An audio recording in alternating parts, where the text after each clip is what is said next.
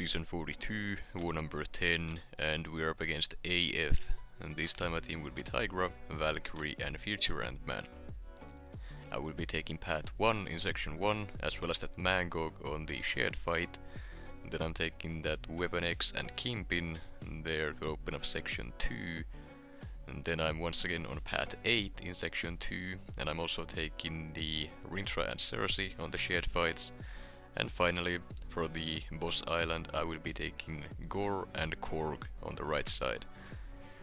I got quite a few Tigra fights, a couple new fights for Future Ant-Man as well, and then that Rintrah is, well, the only reason I brought a Valkyrie in, because she is basically the best option for it, considering Ghost is banned for this war.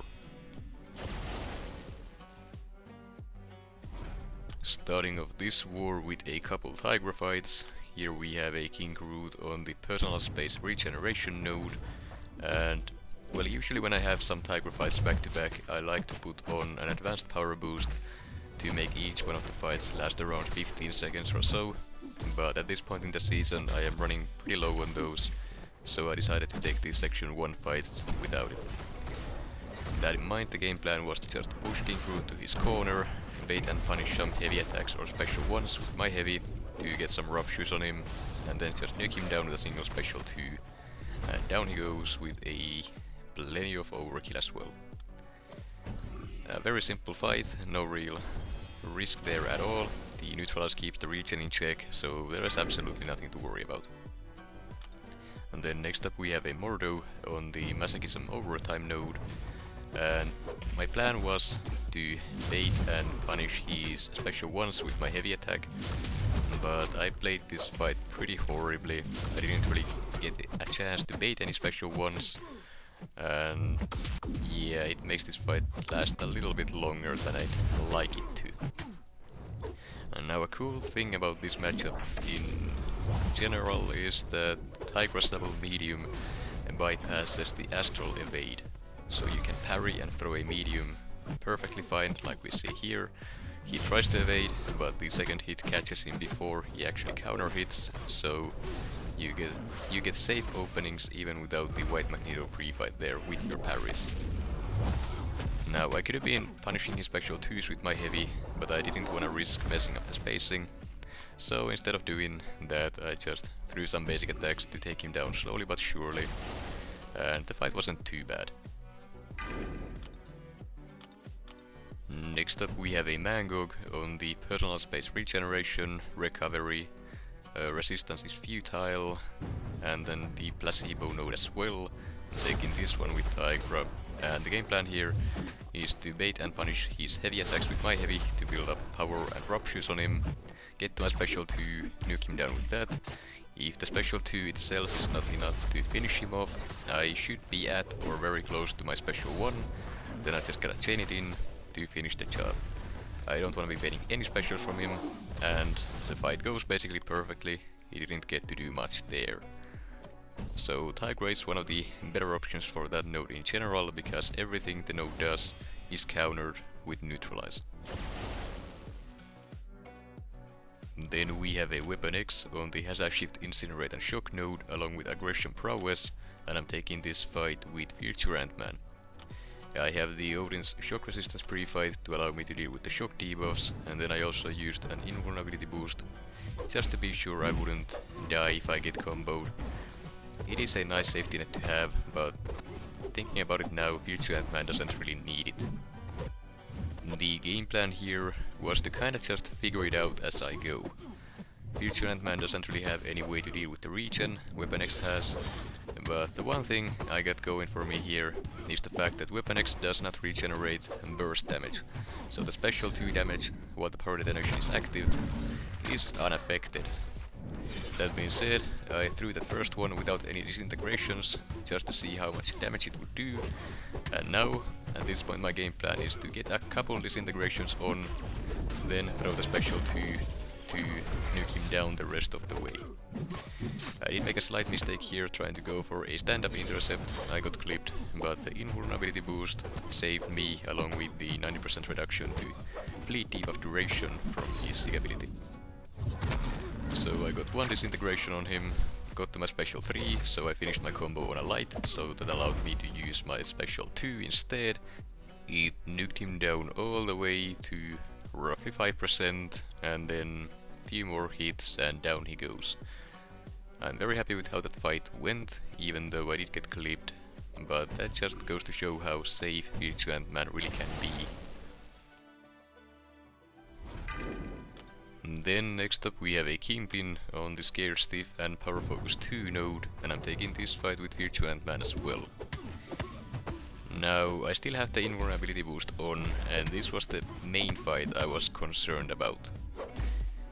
I don't really like playing with the Root, so the game plan is to be aggressive, to make sure I keep landing hits to reset the timer so that I wouldn't have to deal with it, but Kingpin can be very annoying with his AI. Now the one thing that helps me here is the Searching Swarm, making the defender very aggressive, so he keeps spamming those heavy attacks and he throws his specials without waiting too long either, so that does make this fight a lot more manageable. Now if Kingpin were to get to his special 2, I simply just won't allow him to throw it by finishing my combo short, holding my block to bait a heavy attack instead, and then just either using the special 2s to do damage, or waiting for the power detonation to trigger so that he gets power drained, and then baiting a special 1 from him. Now the biggest problem at this point would be the bubble shield node. If I block too many hits, he's gonna trigger an unblockable hit on one of them, and I would get hit by it, but that's also where the invulnerability boost would come into play. Fight goes down in less than a minute and a half. Virtuant-Man only lost 3% total. A very safe fight, and no risks there whatsoever. I would consider Virtuant-Man an excellent choice for a Kingpin on that node. Then next up we have the good old Rintrah on the Hazard Shift Shock and Bleed node along with Conflictor, and I'm taking the fight with Valkyrie. Game plan is the same as always. I'm building up both the Pierce and the Bulwark buffs, getting my special 2 by only hitting into his block, and then finishing the fight with a special 2 into the block along with maybe a couple hits into the block afterwards, depending on if he's still standing or not. Now one thing I would like to note here that is different from all the other fights I have done here, and that's the fact that I accidentally landed a intercept there. And the reason why was because I did not throw the light width after Rintrah dashed back, so when I dashed at him, he was still capable of reacting. So I only landed a single hit. I got a bleed on me from Hazard Shift, but that's fine. The armor break debuff I have on me constantly healed it all back up, but that is something you do want to avoid for the most part, which is exactly why I keep throwing the light width every single time before going in. Other than that, this fight is the exact same as all the other ones. Nothing new for me to explain, so I'm gonna let the rest of it just play out.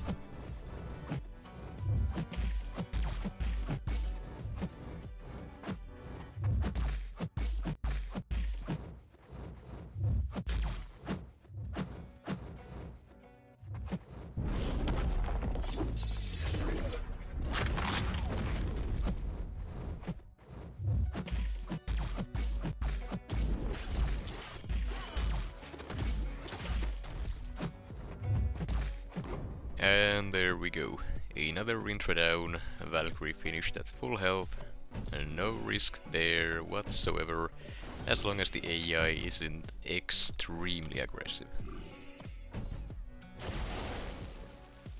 Then next up we have a couple Tigra fights once again, and these ones are gonna be pretty rapid fire. I'm not sure if I have time to even explain all of them, but I used an advanced power boost, so the game plan is to bait and punish 2 heavy attacks. With my heavy attack, that gets me to my special 2, I throw it, and the fight is over. That's all there is to it. Now one thing I do here differently than I usually do is that I throw a light whip in the air right before throwing the special 2, and I'm simply experimenting if that would make the AI hold block for the special 2 as well, instead of trying to dex it, because I have had some issues with the AI dexing special 2s when I'm using Tigra. Now next up here we have Vision Aarkus on the Rich Get Richer node with something else as well. It doesn't matter, game plan is the same. Bait and punish 2 heavy attacks with my heavy, get to my special 2. Well, I only needed to punish 1 due to Rich Get Richer giving me power because of the Odin pre-fights. And this fight is over. Once again, no time really for me to explain. All you need to know is just Tigra nukes, Cosmic Champions for the most part, and on to the next one. Here we have a Sersi on the Mega Stand, and when I open node, once again, the game plan is the same, except I have to parry her once, hit her to trigger the neutralize, so that when she throws her heavy attack, she will not trigger the glancing buff, allowing me to just keep doing what Tigra does, throw the big special to see the damage output. This time it wasn't that high because I only got 3 ruptures on her before the special, but that's fine. I bait and punish her special 1 with my heavy attack, got to another special 2, and down she goes, under 30 seconds, on to the next one. So, Tigra is an excellent champion to use, especially if you wanna save on your grey boosts. She is so fast that she can take multiple fights with a single 3-minute boost, as we see here. And then, right here we have a Gorr on the Safeguard miniboss node. Taking this fight with Tigra, I still have the advanced power boost active. Game plan for Gorr is to just hit him directly with basic attacks until I get to my special 2, throw it, and then bait a special 1 from him, punish it with my heavy attack by doing the 4 dashbacks as soon as he throws it, charging my heavy, that is the spacing you need to punish it. I do that, I go in for some more basic hits, bait a heavy, punish it, go for another special 2, fight is over, and on to the next one. Now the next fight we have is the final fight of this war. It's gonna be a Korg on the Polka Dot Power and Stunning Reflection miniboss node, taking it with Future Ant-Man, and I was trying to rush in with the single advanced power boost, but it just ran out a couple seconds beforehand, so I didn't get it. Now the game plan here is to just hit him until he drops, basically, that's all you really need to know here, but I do make a bunch of mistakes. I start the fight off by eating a bunch of hits, which is never good, but Future Ant-Man is a tank, so I didn't get punished too hard for it. Now to deal with his rock stacks, I don't want to throw my mediums, because I would be eating the rock thorns damage, so instead I do the heavy charge cancelling by spamming my light attack while holding block, then releasing my block as soon as the opponent charges their heavy attack, which causes me to throw my light attack before their heavy attack has time to land, giving me an easy opening to hit him with those light attacks, so that I don't take the rock thorns damage. And that's essentially all there is to this. Now I did manage to time the power detonation expiring with the rock shield being down, so that he wouldn't shrug off the disintegration debuff, and since it is a damaging debuff, it gives me power from Polka Dot Power here, and it lasts just long enough to get to a special 2, which allowed me to take a big chunk of health out of him to speed things up. Now using any specials here, it's not necessary, but if you have the opportunity to do so to speed things up, you better take it, because time is still a factor in Alliance War. He goes down, was not a clean fight at all, but once again very safe fight and a very simple one as well. As for the results, we did end up winning the war 19-4, and they even had one person not placed defense. Might have been due to the ban wave that went out, might have been someone who forgot, I don't know, but we won it by a landslide and I'll take it.